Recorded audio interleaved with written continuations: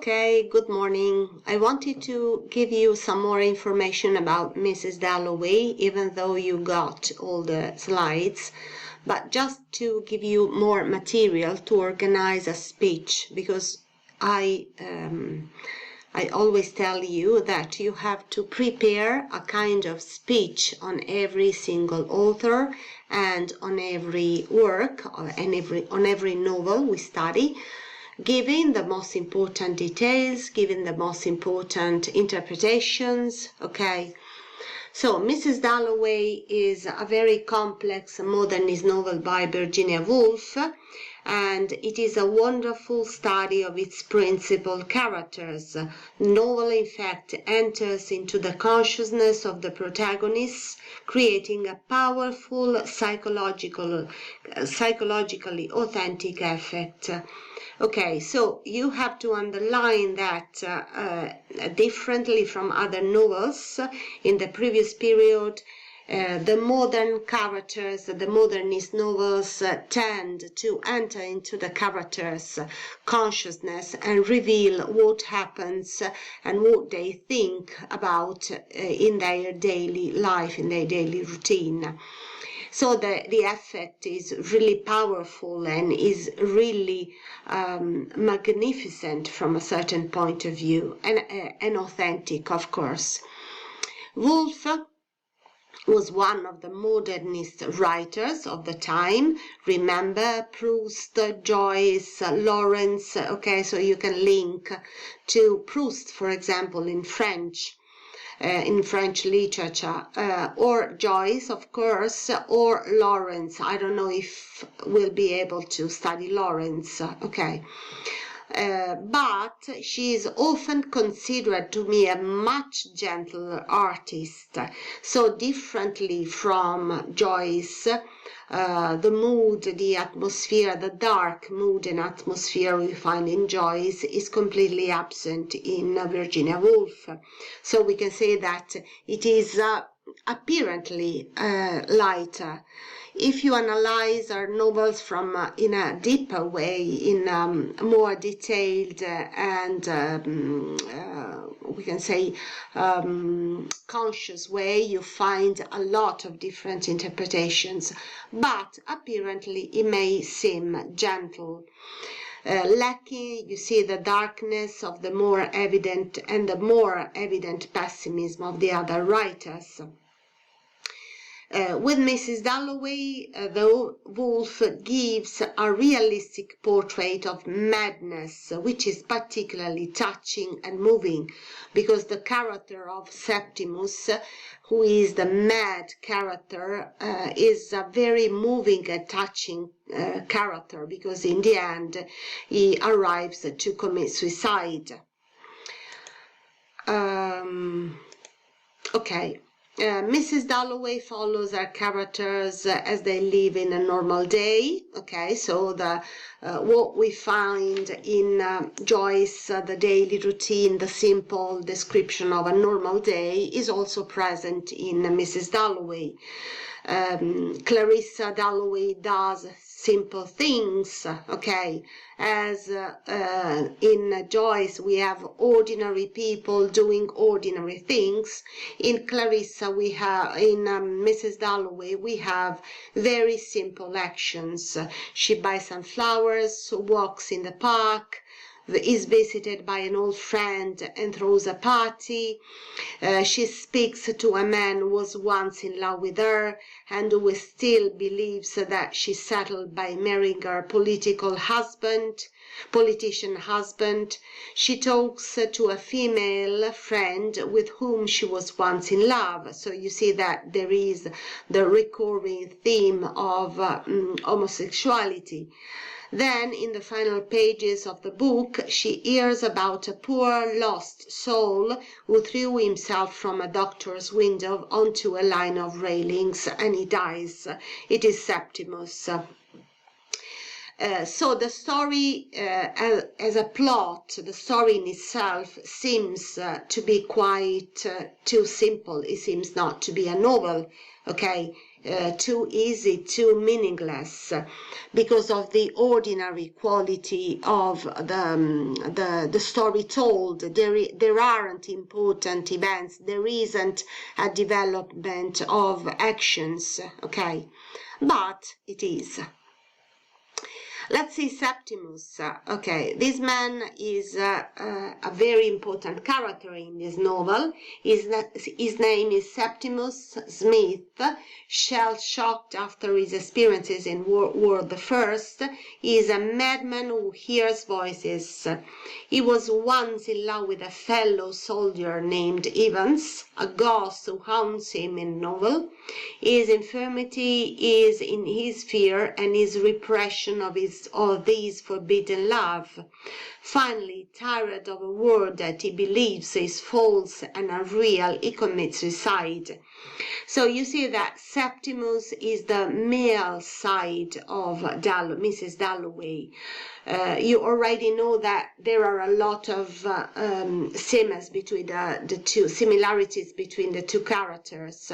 So this is particularly evident in the story, and the other evidence of their similarity is in their repression of their forbidden love, because he was in love with a man, and Mrs. Dalloway was in love with a woman, in a time in which, you know, it was particularly difficult to be in love with the same sex. The two characters, Clarissa and Septimus, share a number of similarities.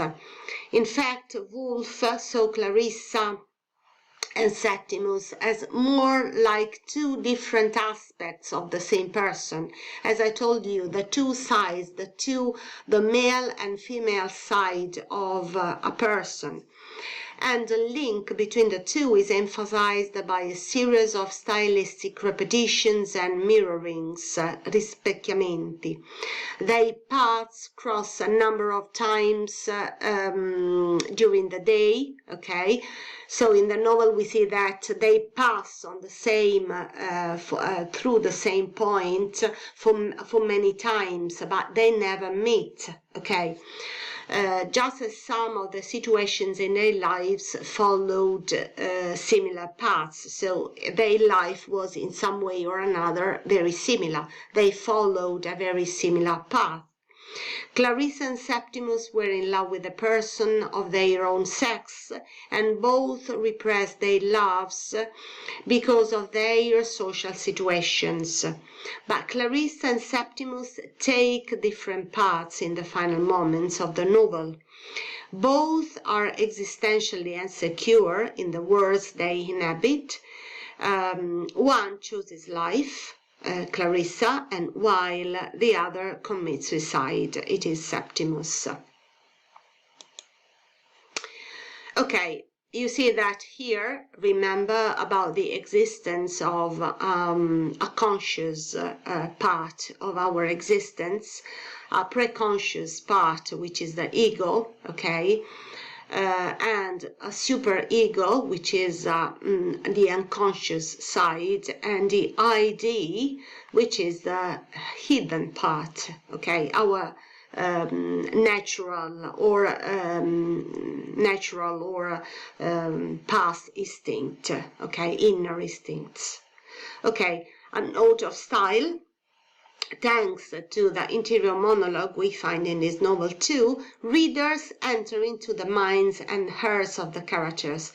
So thanks to the interior monologue we arrive to understand something more about the hidden part of the two characters. Now, finally, just to conclude, the influences from the external context. When you talk about a novel or an artist, it is really important to underline the external context.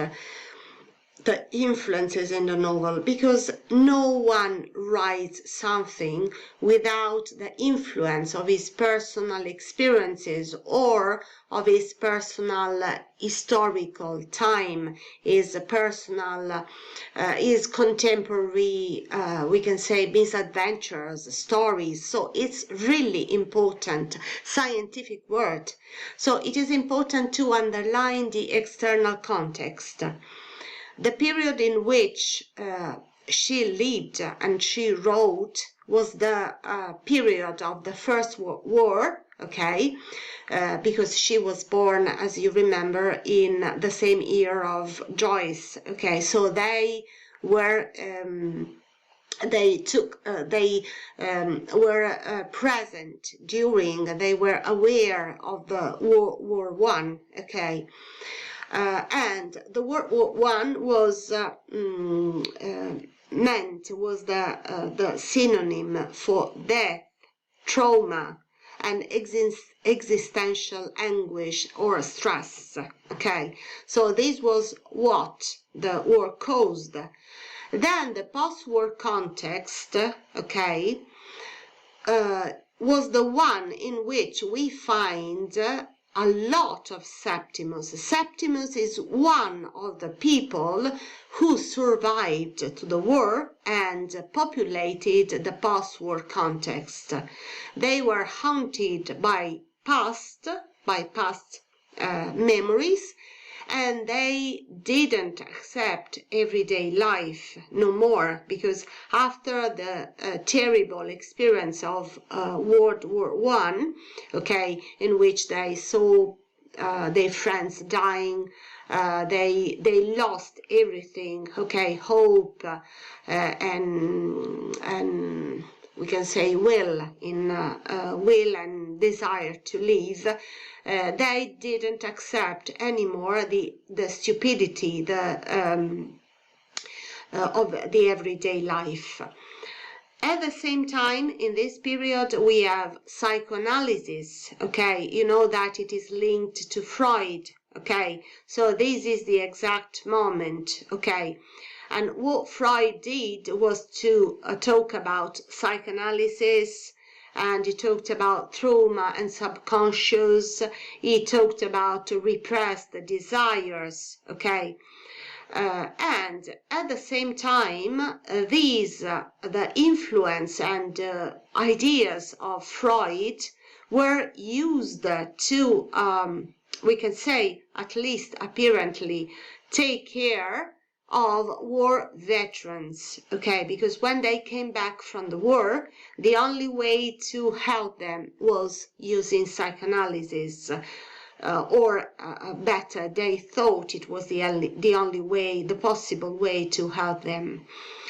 And the stream of consciousness is exactly what happened. Freud helped people to discover what happened in the mind of people, the mixture of trauma, subconscious desires,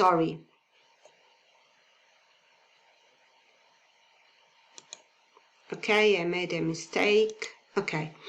And from the stream of consciousness, from the idea of psychological routine of the stream of consciousness, we have the interior dialogue. The interior monologue. I made a mistake, monologue. Okay. So if you need any help from me, please let me know, but study, because you need to study and to organize a speech, okay? I've given you a lot of material, but you don't have to study all this material one after the other. You have to understand the context, understand the author, understand the novel, and create your own possibly personal explanation, presentation of it. Okay, see you.